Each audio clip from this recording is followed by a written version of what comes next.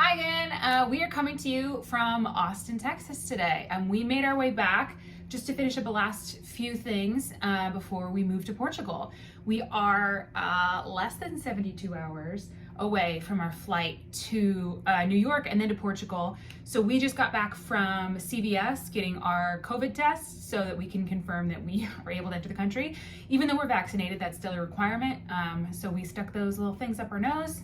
Yeah, it wasn't as bad as the last test I had. When someone else sticks it up your nose, that you know it's not quite as gentle, so we were able to do it ourselves. Hopefully all that goes well, which we expected it will. But we thought that today we would, I'm shaking the camera. We thought today we would have a conversation about how to move to Portugal in 90 days. Obviously, we don't think everyone should move to Portugal in 90 days or that it will only take anyone 90 days, but that's how long it has taken us to really go from start to finish. And so we thought we would share what we did and how we did it. So the very first thing that teed off kind of the dominoes of us moving to Portugal was our ability to get vaccinated. This was back obviously before vaccinations were available to all adults. And Austin, for some reason, one day just said, if you have asthma, you qualify for vaccinations, which we both have asthma. And so we were still a little bit wary about it, but we thought, okay, if we can go through with these vaccinations, like if we get vaccinated tomorrow, then we will move to Portugal. Yeah. So we were able to get vaccinated, and that's what kicked it off. So day one, vaccination, which is great. So then we started focusing on the things that were really would stop us or took the longest amount of time to get done, which was getting our bank account. In order to get the bank account, you have to have your NIF, which is like your tax ID number. Portuguese bank account. Yes. So we went on to NIF. It's called NIF Online as a service, and we'll put links to everything in the description. But it was $60 each for us to get a tax ID number. You put in the order, they schedule a call with you, you complete the call, and then within about a week and a half, I think it's about 10 days, we received our tax ID number, which we go by, say NIF for Portugal. And then we needed our bank account. So we had heard stories of it taking 2 weeks or 2 months. So we actually opened up 2 bank accounts to make sure we get one of them done quickly. So we went with Atlantico, which you can get through an app. And we went through that whole process, and everyone had said a couple nightmare stories on the Facebook groups we're in that are people moving to Portugal. So we went ahead with another person who reached out to me who worked at a bank called Banco Best, and so we opened up 2 bank accounts. They ended up opening about 2 weeks later, both of them within a day of each other. So that was a bit better than what we were expecting. But those were kind of the first 2 things that we did before deciding to sell our home. So we had a home in South Austin. We lived there for about 5 years. And we were trying to decide, okay, now that we're moving, do we want to rent the house out or do we want to just sell it? And we were leaning towards renting because we always thought that that was something that we would do and you can get income from that. But once we told my parents, who also lived in Austin, that we were moving, they decided to move too. And because they wouldn't be in Austin, we knew that we wouldn't have someone to really kind of take a look at the property, or there was no reason for us to even fly into Austin except for this property if we had a rental property. Obviously, see friends in Austin is a cool city, but like we didn't want to have to come back if we didn't want to. And so that really tipped the scales for us selling. Also, right now the market in Austin is crazy. It was particularly crazy when we were looking at it, and like the estimates for housing was changing week over week as far as how much they were going to go for. So we were really excited about the opportunity to sell our house at such a good price. And then we worked with our Redfin agent. So we bought a house with Redfin. Redfin is awesome. And then we went with our same agent who walked us through absolutely everything, helped us stage and everything. Like, they were incredible. Shout out to Andrew. And then we listed the house about 2 weeks later after we kind of decided all of this. And then, so we listed it on a Thursday and had 48 walkthroughs, and then had accepted an offer by Sunday. So it was pretty quick. It was pretty crazy. It was definitely a whirlwind of like cleaning out the house and figuring out all the details of all of that. But then once it was taken care of, we were really excited about the couple that ended up buying the house. because they are Austinites and a young couple like us. So it was great to be able to give it to someone who needed the house, not give it, they bought it. Anyway, but that went really well. And then from that day, we had 30 days till closing. And so we knew we had 30 days to get rid of all of our stuff. Like, we knew we weren't going to take a bunch of stuff to Portugal. And with my parents moving, there was even less opportunity for us to like stash stuff at their house because they decided to get rid of everything too. So we proceeded to get rid of basically everything. We started with kind of the easy stuff that we had like put into a closet and had never looked at since we moved into the house 5 years ago. That we started selling that stuff on Facebook Marketplace, and then it was using Facebook Marketplace to sell furniture and like bigger items and like my plants and like stuff like that. And then we did a lot of selling on Facebook Marketplace and listing and all of that. And then we had a couple of yard sales. We had one like kind of, if you need tools, come look at these mini photos of tools that we have. And so people bought some stuff from our garage that way. And then we had another yard sale one Saturday, and then anything that was left of value from all of that, we contributed to my parents' estate sale. So some larger pieces of furniture and some nice pieces of art and stuff like that, we sent to my parents' estate sale.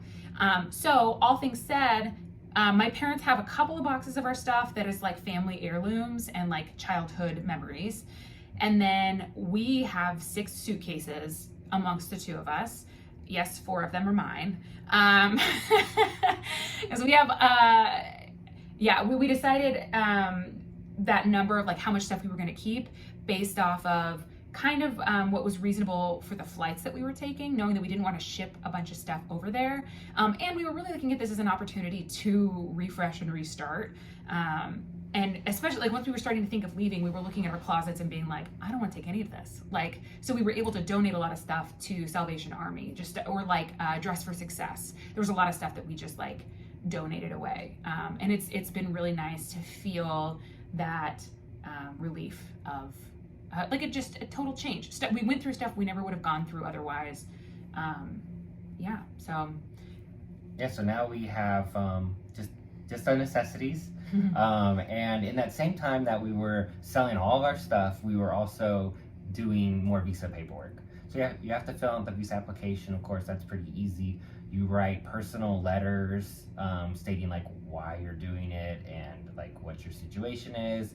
And then you have to get an FBI background check. For us, that was very quick because we have a post office in San Antonio that will do electronic fingerprints for you.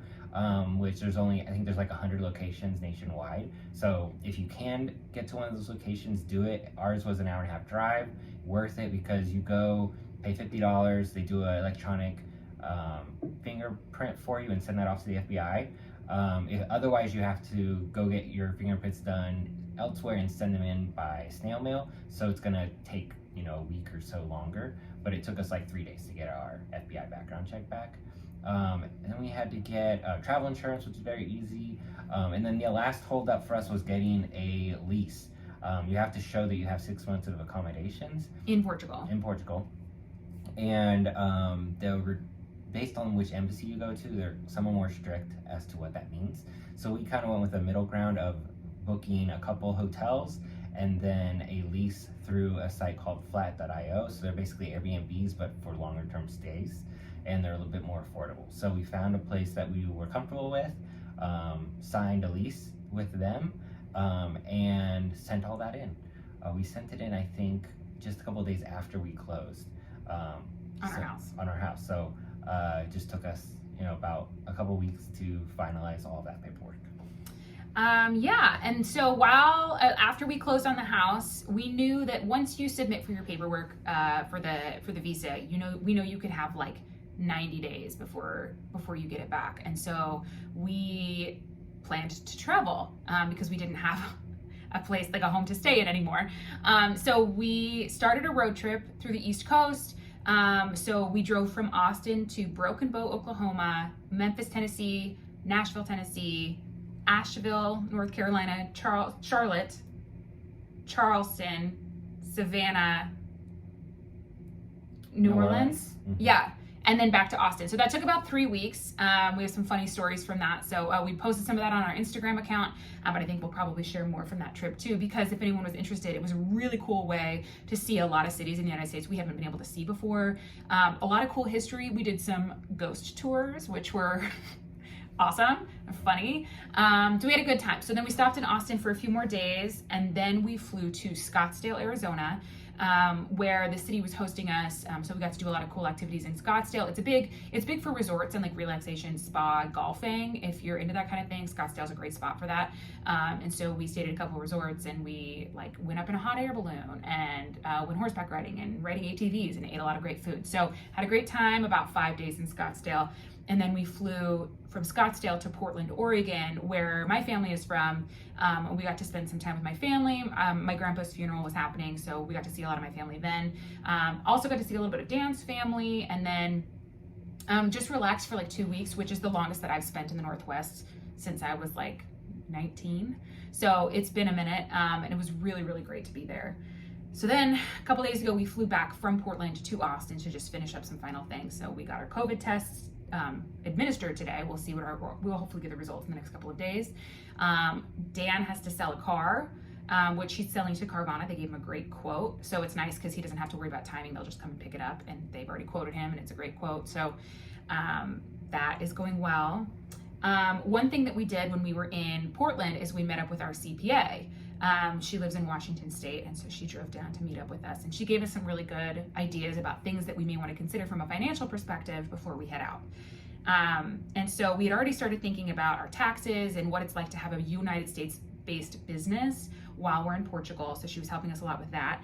And then she also recommended some just practical things, like this is a big move, and as much as we wouldn't want to think about something bad happening to us, it's a smart idea for us to get a living will and a will, like a last will and testament in place, so that it's a much easier situation for our family should something happen.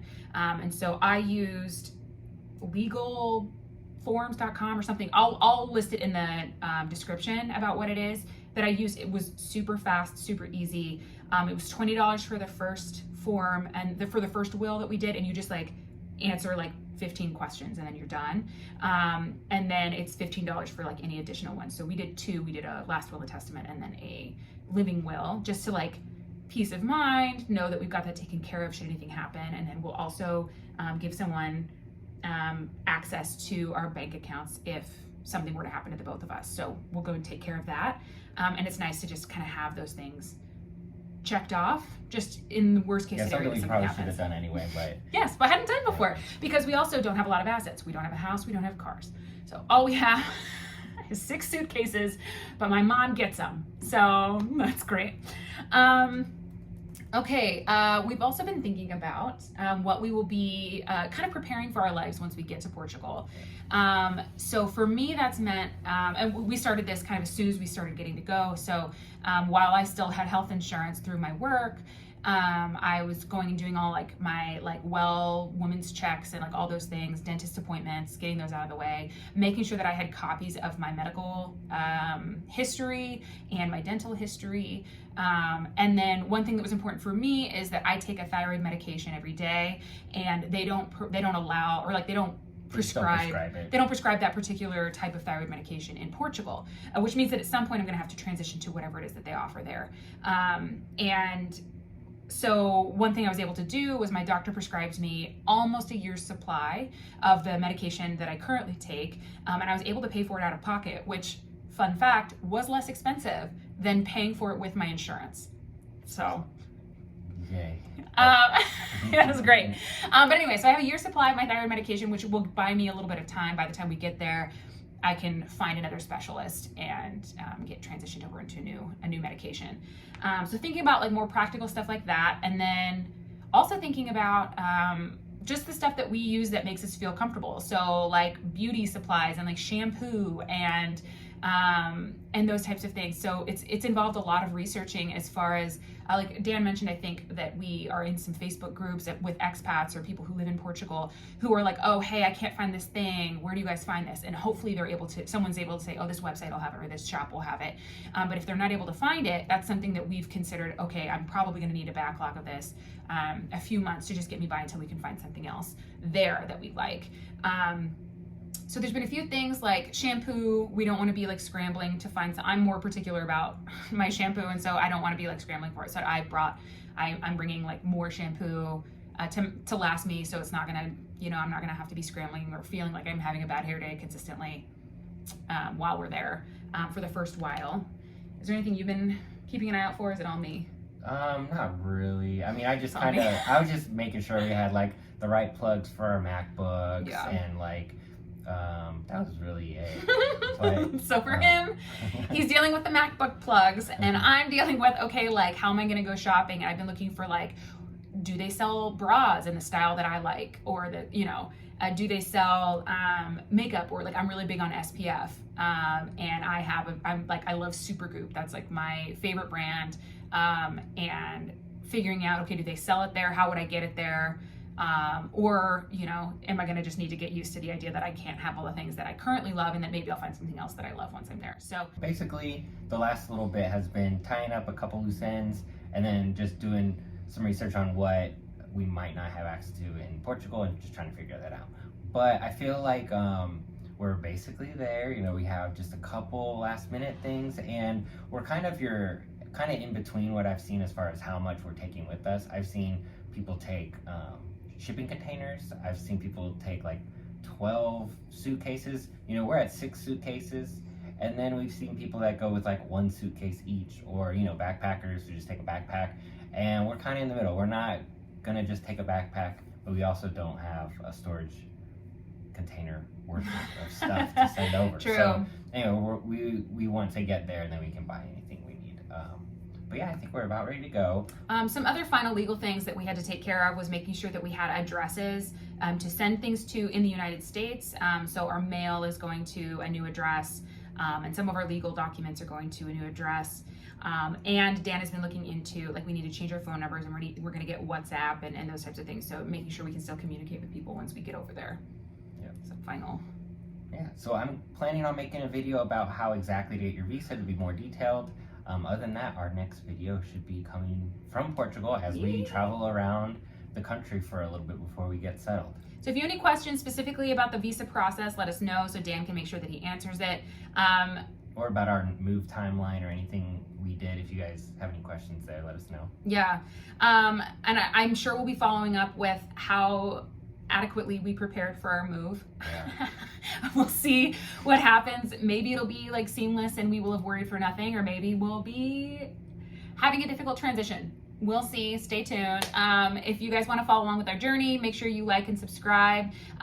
Leave us a comment. Follow along on Instagram at Honeymoon Always.